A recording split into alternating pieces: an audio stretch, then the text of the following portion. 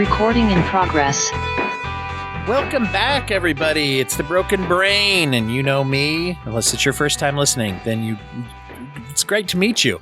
My name's Dwight Hurst, and I am the host. I am super excited to be joined again by another of our returning champions to the program, Sophie Edwards. Hi, Sophie. Hey, Dwight. How's it going? Doing okay down here in the States. You were up in Canada. I definitely remembered that while we were setting up the record. No, actually, I had forgotten where in the world you were. You're in Ontario, right? I am. I'm in a small little town outside of Toronto. And is it summer yet up there? Or do you guys have one? It's always winter, right? No, just kidding. Yeah, I mean, summer just means 2 feet of snow instead of 3 feet. No. Thanks to global warming, there's only 1 foot of snow now. Oh, geez. Makes it hard to be out there tapping those maple trees and, all the things that I assume are happening up there. I know, right? My lumberjack outfit is in the other room. Wow. And I just want to take this chance to say goodbye to all the Canadian listeners that I just... Sorry about that, y'all.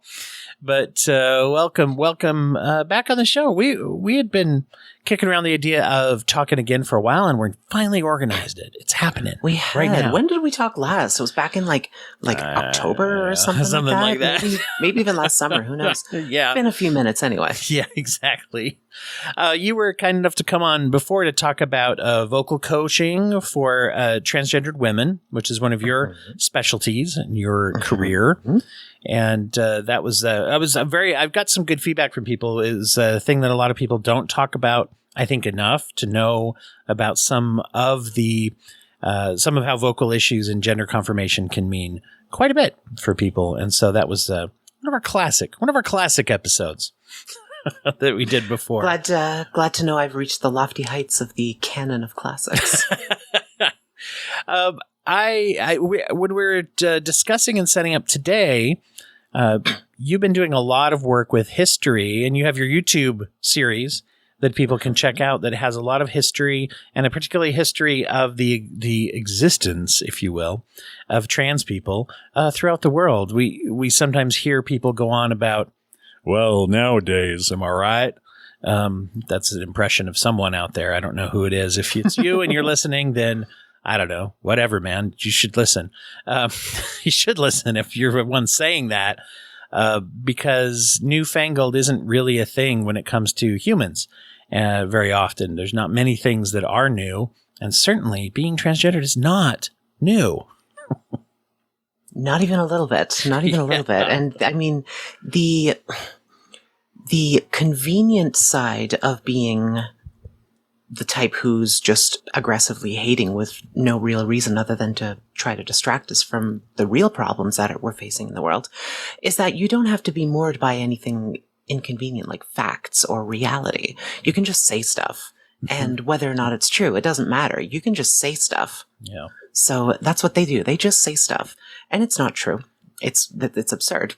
Trans people have been around longer than Islam, longer than Christianity, longer than Judaism, longer than the very idea of civilization in the first place. For as long as we have like evidence of human remains and human organizing. Yeah. It's the same. We see trans-y stuff. Yes. Yeah. Well, that's we want to get some more information out there for people. Tell everybody what the YouTube channel and program is called, just so they can tune in. Absolutely. So it's called We Have Always Existed, and it focuses on the transgender history in the ancient Mediterranean and Near East. So the Romans and earlier. Great. What made you decide to get into historical this brand of historical microjournalism that's so popular? No, and doing some of this history work. Well, I mean, right behind me, you can see my degree on the wall. I have an undergraduate degree in classical studies, and I've always found it interesting. I've always thought the Romans in particular, but before as well, always thought it was interesting. And you exist in like trans spaces often enough. You hear people talk about stuff, and I found it really interesting that, people would mention, for example, the Galai, the transgender priestesses of the goddess Cybele, who lived in the Roman Empire, but also before then as well. And nobody was really doing anything to coalesce these stories into something that was A, geared toward trans people, and B, that was easily digestible by the average person. So not bogged down in a lot of like historical jargon and stuff like that. And, I looked and looked and no one was really doing it. So I thought, screw it. It may as well be me. There you go. And so I started. And it's a really, well, particularly, I guess, particularly nowadays, but knowledge is always good. And history is one of those things that I am really, really fascinated by the dynamic of how many people do not enjoy it. When it comes to junior high, high school, it's known as one of those, at least a lot of students feel like it's this dull course. And somewhat better in colleges, depending on who's teaching it. However, the reason it's so fascinating to me is because history itself is fascinating, but it's not always taught that way. No, it's not. It's not. And I never went to school in the US, so I can't really comment on the specifics of that. But here in Canada, when I was in high school, it was super boring when I was in high school. But that's because Canadian history wasn't that exciting to me. For some people, I'm sure it is, but for me, it just wasn't. And so, but when you really come down to it, history is just stories. It's just stories about people and about experiences that people have had. And humans love stories. It's one of the things that brings us together. So if you have somebody telling a compelling historical story, I think most people are going to be into it. Mm-hmm. Yeah. And of course, the way that it's taught and the way that it's presented is often watered down from a standpoint of, whatever the reason. I think at times there have been reasons of like, oh, well, don't want to include things that are too who knows what. Let's just use the word controversial. And controversial is of course, societal concept that changes over time. But there is that feeling of like, well, we don't want to, I don't know what, disturb people or make people worry or make them uncomfortable or anything at all that makes them think. No, anyway, I just sometimes at one point, you kind of wonder about the criteria. I'll throw this out there, though, in defense of teachers. I know that my daughter's high school history teacher has sent out emails that have said things like, hey, we're going to read this. Hey, we're going to watch this. Hey, we're going to and it's been stuff that has to do with historical things and civil rights and, different things like that. And I regret that she has to send those emails to maybe try to head it off at the pass for some objections. But I respect that she is doing it and taking the chance of saying, hey, this is one of these things. It's almost silly to even say it out loud. Pissing off parents by teaching history. Like, it's very sad to even say that. But that's the thing, Yeah, and a lot of people it's difficult for a lot of people to come to terms with the realities of their own history. And of course, the US is not alone in that. I mean, Canada's history is built on genocide just as much as the US is, right? Like I don't know how much you guys got the news down there a couple of years ago that there were a whole bunch of mass graves of Indigenous people found at residential schools. Mm-hmm. That's part of Canada's legacy. And a whole lot of people don't like to come face to face with that sort of thing, because then it calls into question, well, if killing people is bad, but at the same time, that's also not new. Right. Yeah. Yeah. Sorry to get controversial and everything here, but so there's this PC. Yeah, you're right. Yeah, content warning. So there's this idea that like these things are bad, but my country that I love, that I think is great, did these things, and so a lot of people will contend with those ideas by just kind of ignoring or suppressing the stuff that they don't like about it. Rammstein had a great song a couple of years ago, Deutschland, which was, the lyrics are in German, but if you translate them into English, it's basically them saying I've been taught to love my country, but look at all the horrible things we've done in the past. I don't know how to grapple with this. Yeah. It's not easy to come to terms with the fact that a whole lot of bad stuff was done in the name of the thing that you like. And there's often times that we forget that grappling with something is actually really, it's an important way to process it many times. How do we come to terms with that? Well, I mean, it gets into the definition of cognitive dissonance, right? When people are having something that disagrees with their own sense of either self-concept or the way the world is, then they experience this internalized psychological stress. And really, classically, the only two ways to, get around it are to either, change what is, if it's a behavior that I'm doing that's concerning me, or change what I believe and question what I believe. The second one being very difficult to do. And the first one, in this case, when it's facts and things, oftentimes what that means is ignoring, right? I can ignore or I can learn, in other words. And ignoring is sometimes easier. There was a whole Michael Harriot, who's a writer about race and Black issues in the U.S. He has a podcast also where he talked about this just a little while ago about critical race theory and some of the myths around that and blah, blah, blah. A lot of stuff about that was very interesting. But he made this comment where people are like, well, we don't want to make the white children uncomfortable, that they'll think about their ancestors as doing bad things.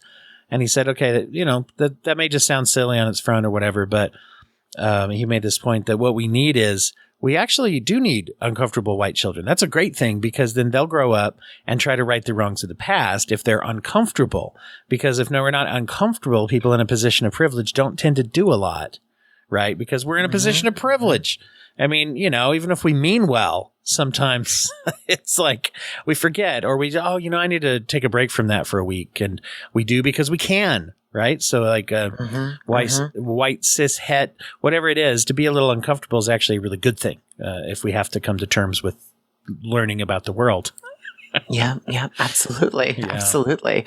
And that even comes to like politicians as well. And, that this is an issue with all parties. Especially down there in the US, like so many of your politicians have been in power for like 30, 40 years. Like you can't be in touch with what the average person is dealing with if you haven't had to pay your own bills since the 80s. Like, I'm sorry. Yeah. You don't know what's going on. Yeah. So, again, making powerful people or, privileged people uncomfortable, not even in a like scary or violent sort of way, but just in a like, bringing up some of those uncomfortable emotions is sometimes the only real way to spur the conversation to getting anything done. Yeah. Well, and I like how you had said, and I want to get into some of the history and some of the stories that you'd like to share with people. And you don't really do this as a, it's not in a debate format. It's more for people who want to learn, and then they can use the information, and hopefully people come, with an inquisitive mind and that. So I should say we're not really, nothing we're doing today is really phrased towards the haters, because people who are full of hate probably aren't listening to this, for one thing. And I don't think they're sitting there like, oh my gosh, I'm ready to learn. Nothing, but then people who are not hateful maybe are tuning in and just being like, I'd like to learn. And maybe we tend to have in my audience probably a lot of people who are already supportive to trans issues, as well as just greater LGBT issues and civil rights.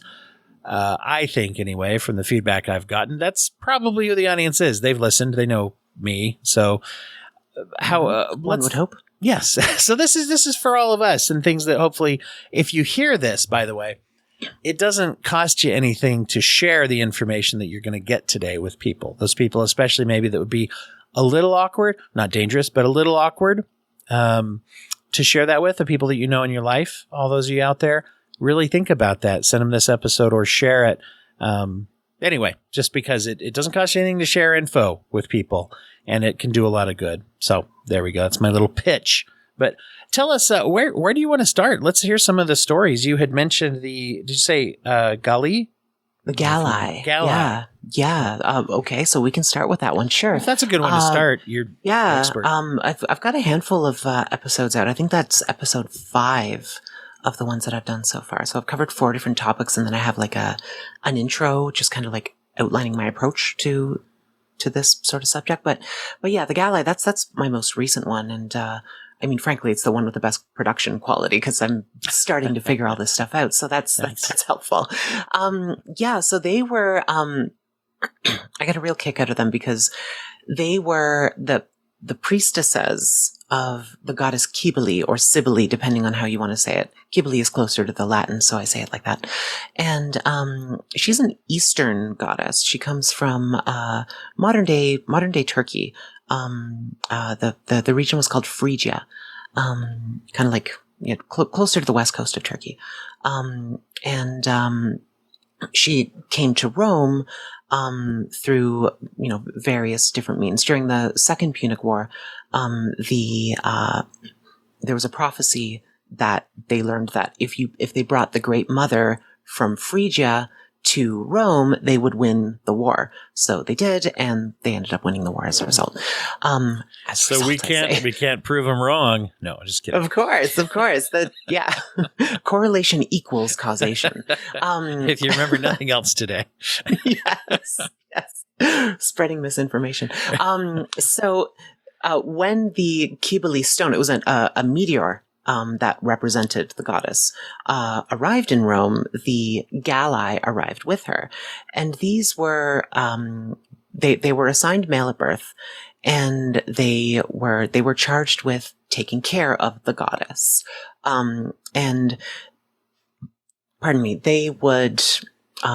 They would dress as women, and there was a ceremony called the Dies Sanguinis, the Day of Blood, where they would whip themselves into a frenzy, make a whole bunch of noise, scream, yell, bang on tambourines, clash cymbals, and grab a knife or a piece of pottery or a sharp rock. And, so that was a thing that they did. This is fairly well documented. And so when you say you mean like they would do we're talking about castration or emasculation at the time. That's the one. But we would call it a gender reassignment or gender confirmation surgery you today. Could call it that. Although that is it doesn't describe the mechanism of the methods used today. However, holy cow! I'm trying to keep it PG, and you're like, no, let's get to the chop and let's talk about it here. Yeah. I just wanted to make sure the understanding was there too. Sorry to go bluer, I guess, but wow. So it would be something as part of a ceremony that was thought of as it's a spiritualistic and religious experience for them. And also that's a fair amount of commitment. Just a bit, huh? And it's interesting because the Romans thought very highly of the goddess, but they really didn't like the Galli. They thought they were weird. They thought it made them uncomfortable. They had a complicated relationship with eunuchs in the first place. Cause, they liked their slaves to be eunuchs, for example, because they were more obedient and less likely to sleep with your wife. But, they also didn't really like the whole process. And the fact that the Galli's process was done in such a public way made them really uncomfortable. But it also made them uncomfortable from the perspective of Roman gender roles are not the same as what we have today, right? And same with sexuality. They didn't gay and straight wasn't really a concept as an identifier. Like people still had gay sex and straight sex, but it wasn't a way to identify yourself in the same way that it is today. And because the Galli, they were castrated, so they couldn't perform a man's role, sexually, but they also couldn't perform a woman's role sexually because they couldn't get pregnant. So they were kind of this in between sort of thing from a Roman perspective. But there's that dedication element, which is, it's always a lot of fun to read cis writers talking about them because they're like, wow, they must have been really devoted to the goddess. They must have been men who were devoted to the goddess. And I'm like, they castrated themselves. They dressed as women their entire lives. They wore makeup. They served a feminine role in society. What more evidence do you need that these were ancient trans people? If you want to show your devotion to a goddess, there's 100,000 different ways to do it other than, the snip. Yeah. No, it's very interesting when you mentioned the first thing to jump out to me as the difference with the eunuch dynamic, I guess you could say, was, as you put it, the Romans didn't enjoy talking about it or dwelling on it in some ways, but they did it. And as a power tool of a power differential over a class of people, they didn't mind doing it if they were forcing it. And then here's something by choice, which all of a sudden is different and threatening. Perhaps people even having choices at all was threatening to the dynamic back then. However, but overall being like this was different in its purpose and intention than having it forcibly done to someone, obviously, right? Right. Yeah. I mean, if you're a prisoner of war or something, that might happen. Eventually that was banned in the empire, but, Okay. Or at least we think it was. It's a little controversial, but yeah, it's, I mean, there's actually Roman case law that like is grappling with this idea that like, where do we fit these people in society? How does this work? And they're legally recognized as neither male nor female. And the way they legally recognize them was to say, you get no rights at all. You don't have rights that men would have. You don't have rights that women would have. You get nothing at all. So it's not like it was like this bastion of progressiveness back then. Like it was pretty damn horrible, but legal recognition for trans people or for a third gender in law, interestingly enough, predates Christianity. Go figure. Oh, that's very interesting. Now, what is the methods of gathering data from back then? It's very interesting that some things just aren't reported on, and unfortunately, people interpret that as like, well, did we just find that how do we find it now? And it's like, well, it may have always been known, just wasn't talked about in many cases. And this one sounds like it's been around. The knowledge has been around for a while. It is. It has. It is a complicated process of like exploring the ancient world because a lot of it wasn't like it. I mean, there's so many reasons why we don't have certain things from the ancient world.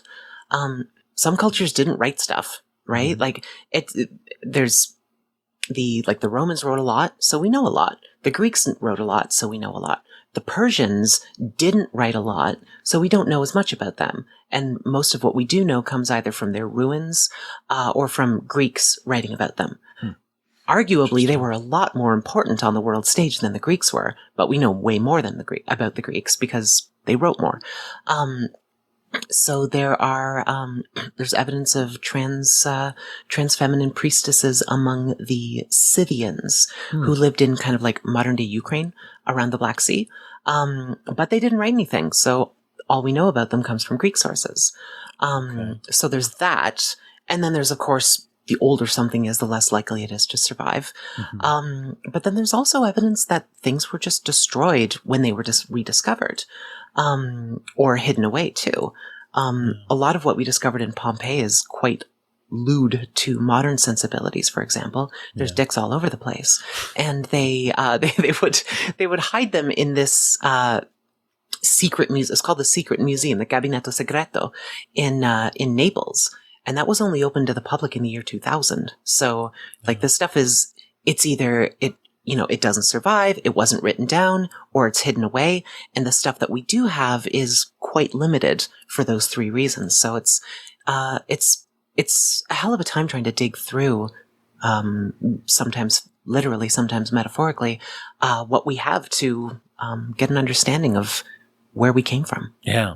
And sometimes those that did write, like you said, the Greeks told a lot of stories about other cultures and things as well. I couldn't help but think of how you go to Disneyland, they have those little hidden Mickey Mouse shapes all over that you're supposed to try to find. It's like a little scavenger hunt. It's a little different in Pompeii. Anyway, different Easter eggs, if you will.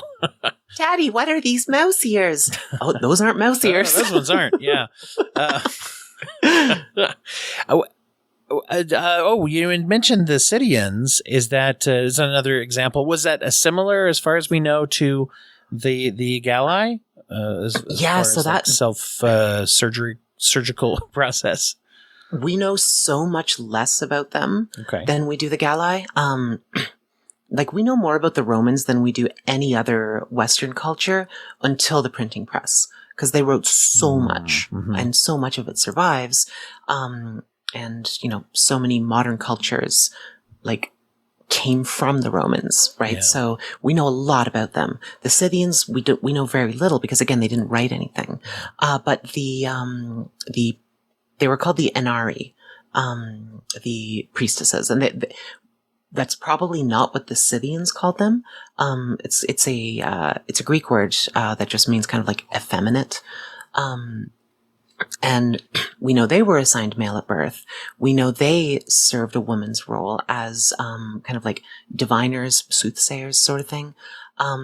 And there's also some evidence, some limited evidence, not conclusive, unfortunately, that they figured out a kind of early form of transfeminine hormone replacement therapy 2,500 years ago. Yeah. It's kind of weird, but they used pregnant horse piss. Wow. Because it's yeah. I'm not an endocrinologist. No. I don't think we use that anymore.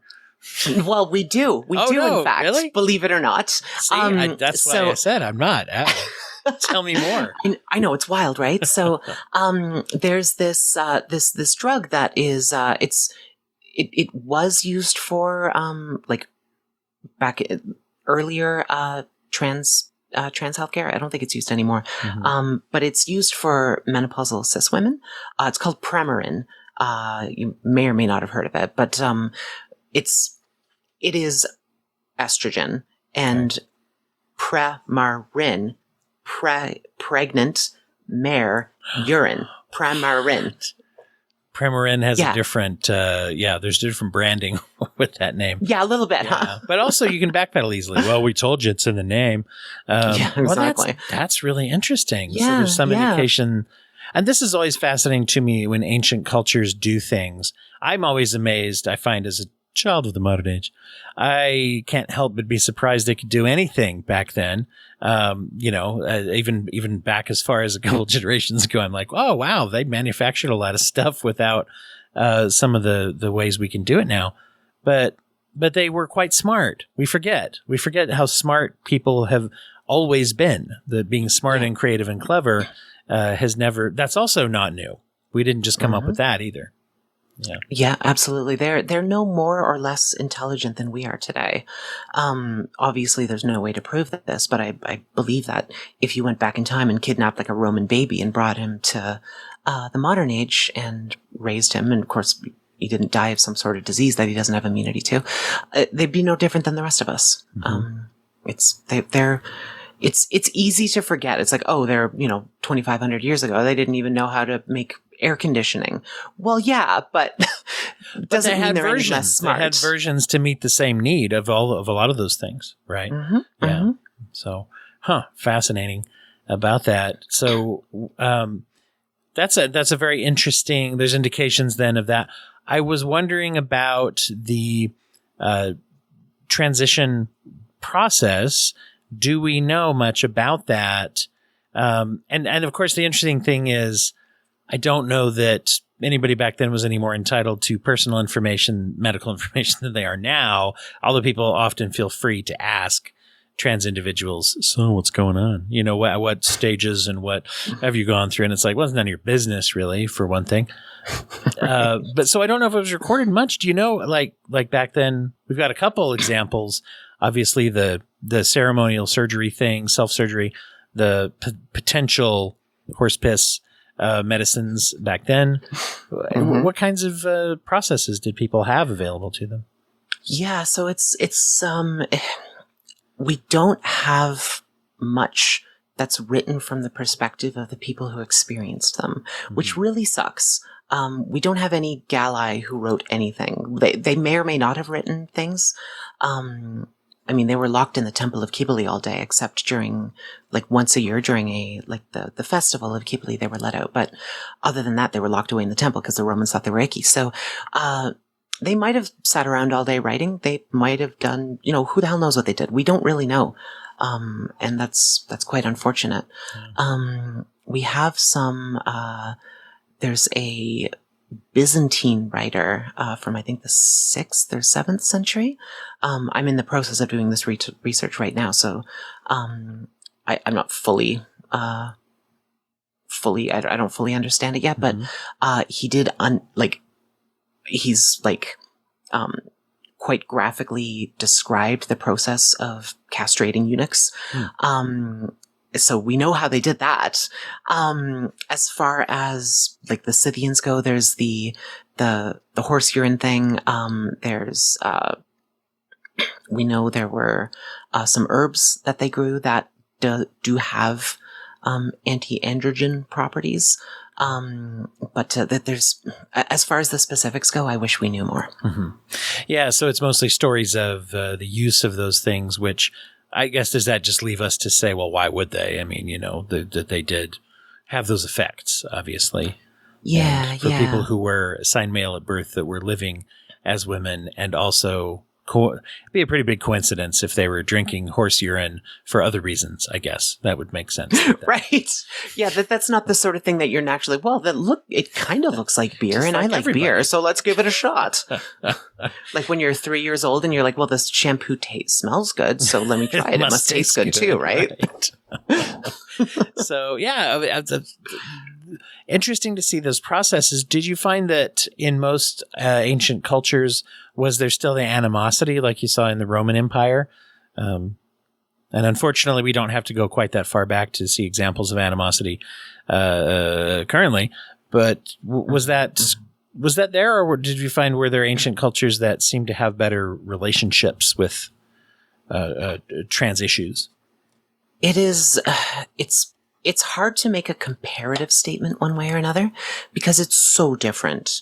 Yeah. Like with being gay, for example, there is no word for gay and straight in Latin. Like these words don't exist. The closest we have is penetrator and penetrated, which, I'm glad we've updated since. Do the math. You could figure that one out. But it's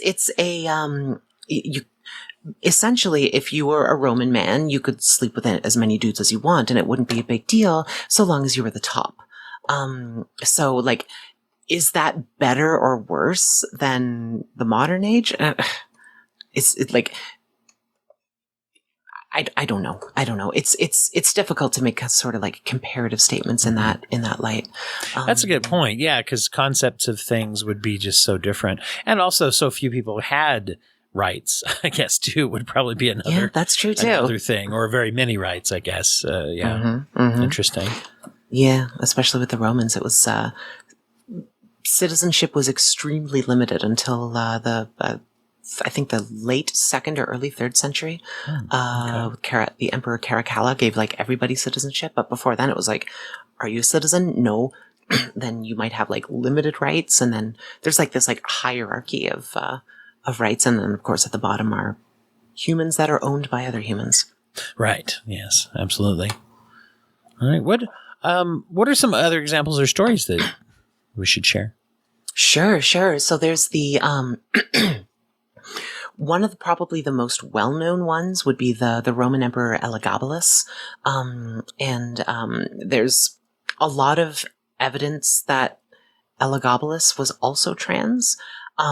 But also all the sources we have about Elagabalus are like super, super, super unreliable.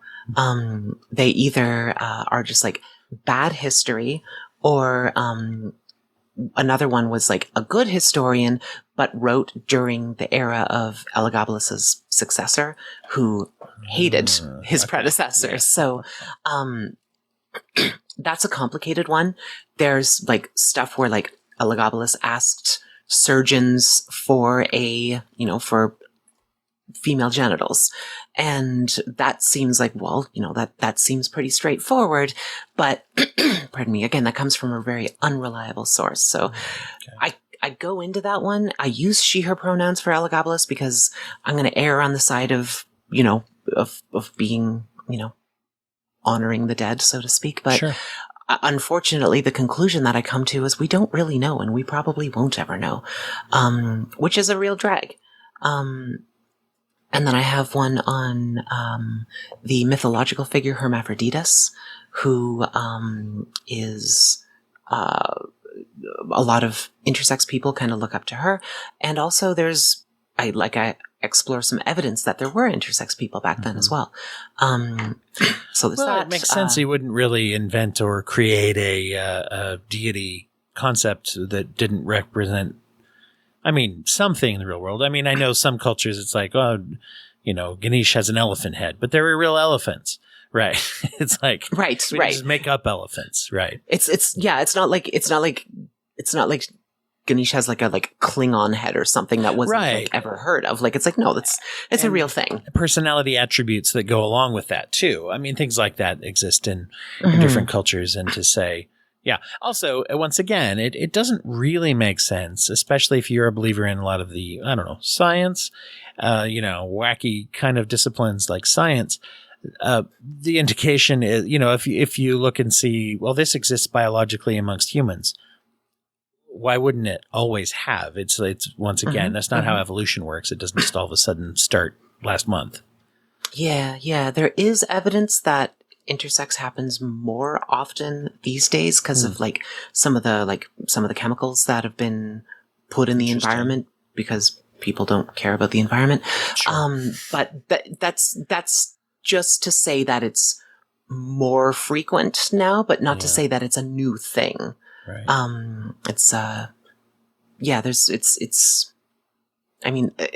Nothing is new. Nothing is new at the end of the day.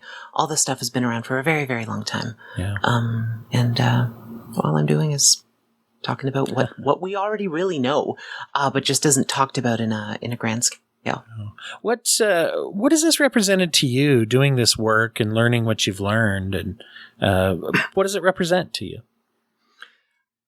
We deserve to know and to tell our own stories at the end of the day. And I'm in a position where I know enough about the topic that I can tell some of these stories with a certain degree of accuracy. I stick with the ancient Mediterranean, first of all, because it's what's interesting to me. But also because I think, people from non-European areas have probably had enough of people who look like me telling their stories. So, by the way, if anybody who is listening to this podcast does any sort of history of trans people in non-European areas, please reach out. I would love to talk to you. I would love to amplify what you're doing. Just because I'm not getting into it doesn't mean I don't think it needs to be told. So please reach out if you're listening. I would love to hear what you're up to, and I'd love to help spread the word. But at the end of the day, we deserve to know and own our own stories. And the people who hate us are insistent on writing our narrative, and I think this is just a little way to push back a little bit.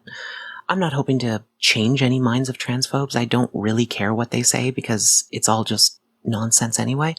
But if I can help inspire a few people, then all the better. Wonderful. And it's one of those things too, as far as accepting and being kind to people, I don't really know what, why does it need to not be something new for that reason, right? To treat people like human beings, even if it started last week, shouldn't we still treat people like human beings? But some of the biggest complaints people have about some modern social issues is A, it's new, and B, it's unnatural. And more scientific and historical research has indicated that it's probably not either of those, actually. It's actually natural as in occurring through biology. Oftentimes, people who are trans and gay or straight, by the way, we're all influenced by genetics and biology, no matter what the outcome of those are. And not just something that we all just got together last week and said, hey, let's her. So if both of those things aren't true, then we have to question, well, why do we justify being so cruel to groups of people? Maybe we should be asking that anyway. Well, thank you. I'm so grateful for you being here. Why don't you tell people where they can find you and follow your work, as well as your work with vocal coaching. And hell, why don't you can plug a book if you have any coming out? Gee, how did you know that, Dwight? So all of my stuff is linked from my website, sbedwards.gay. That is the URL. Once I learned that .gay was a thing you could get, I was like, no, that has to be my website. sbedwards.gay. I do have a novel coming out. Hopefully it's coming out in the fall. There've been some delays, but hopefully it's coming out in the fall. It is completely unrelated to what we're talking about here. It's a sci-fi novel. talks about identity and the ways that we find identity for ourselves in a social context, and what happens when that gets taken away from you. And I'm exploring that through automation. So what happens when you lose not just your job, but the very way that you make a living is just not a thing anymore. And I have a kind of universal basic income sort of thing set up in the book. So if you lose your job to automation, you're not like, oh my God, how do I feed my family? It's more, what do I do with my life now? Yeah, interesting. So you can really peel into that dynamic if the money thing's off the table. That sounds really interesting. And I don't know, you might look in the headlines and find some examples of people worrying about that currently. Yes. Even more pertinent than when you maybe started. Indeed. I started writing this back in 2015, and it has only gotten more prescient as time has gone on. I'm excited to read that. I throw this out when I've talked to several authors lately. There's a few coming out probably after this episode too, and we've done one successful Broken Brain book club, but yours is definitely one I'd like to bring and try to get it going. Yeah, I do this little thing with setting up book club episodes where we can talk about a book that and have some listeners come on who've read it, and whenever possible, we really love to get the author on. So just a little throwing that out there for anyone hearing this that may be very well be in our future if you're interested. That sounds great. That sounds awesome. I'd love to. Yeah. Yeah. Great. And of course, you do vocal coaching still. You're doing that work with I do. clients more for trans women who are going through that experience. Yes, absolutely. Trans women who don't like their voice. For the cis listeners, cis-listeners, I like to call them. Sorry. Hormones don't do anything for your voice for trans women. For trans men, it does. For trans women, it doesn't. And so I had to learn how to talk like this. I haven't always talked like this. I used to talk like this. And I don't think that voice suits me anymore. And a lot of girls have trouble with that. So I do voice coaching to help them with that. So any trans women listening, reach out.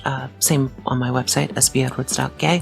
My email is on there, and first session is free, and then after that, it's pay what you can. So reach out. I'm happy to help. Thank you, Sophie. You rock. Glad to Thanks, have Dwight. you. Thanks, man.